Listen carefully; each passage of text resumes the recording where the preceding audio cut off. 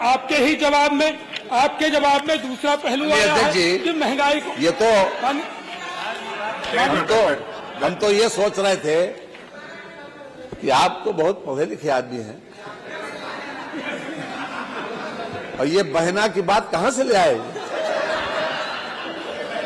और हम तो पुरुष मानते हैं आपको।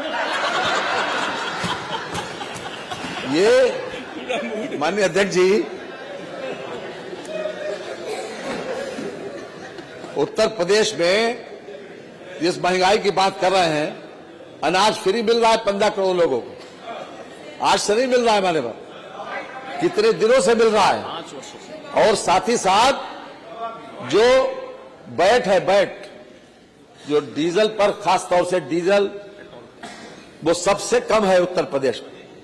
ये बात जानकारी होना चाहिए।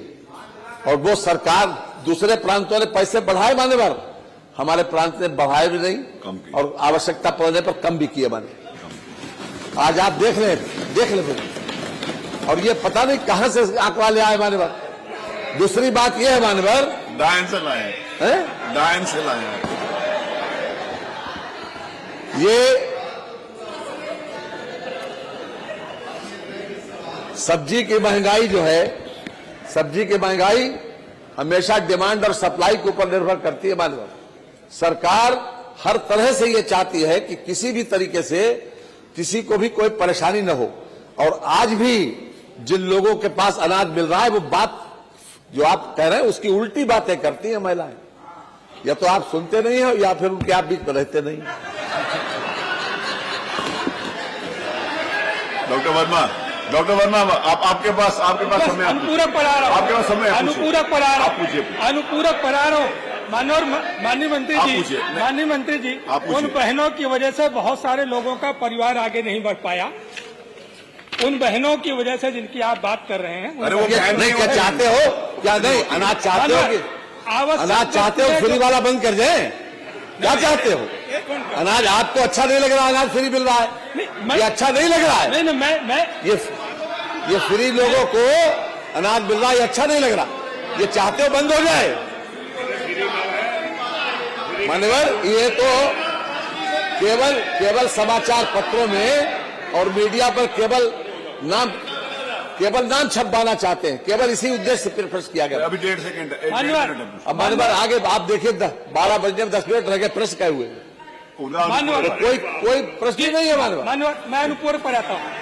भारत सरकार के आवश्यक वस्तु अधिनियम में 48 ऐसी वस्तुएं हैं जिनकी समीक्षा उत्तर प्रदेश सरकार को करनी चाहिए, हर एक प्रदेश सरकार को करनी चाहिए, जिसमें मैंने उल्लेख किया उसी पर मैं आ रहा है। आपने उस पर पेट्रोल और डीजल पूछ लीजिए, मैं आपको पेट्रोल और डीजल के जीएसटी की बात करी।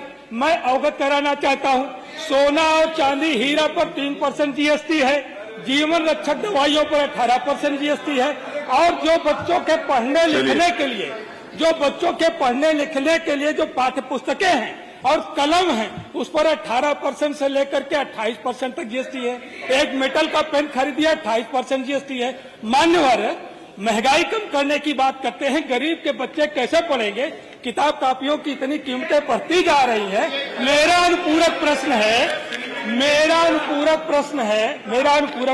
पहला प्रश्न है कि जो मॉनिटरिंग सेल के द्वारा नियमित समीक्षा की जाती है और भाव का परीक्षण किया जाता है, वह भाव का परीक्षण करके जो भाव संभावित है, मंडियों पर क्या डिस्प्ले बोर्ड सरकार लगाने पर विचार करेगी कि अगले इस सप्ताह पर फला का ये समय हो गया।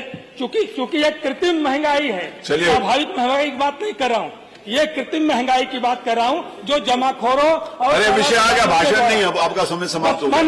अगला प्रश्न लेते हैं। आप पूछना नहीं चाहते, आप भाषण देना चाहते हैं? एक प्रश्न केवल। मान्यवर, गरीब आदमी का सपना मोटरसाइकिल खरीदना होता है, मोटरसाइकिल पर 28% का जीएसटी है, हीरा सोने के व्यापारियों पर 3% का जीएसटी।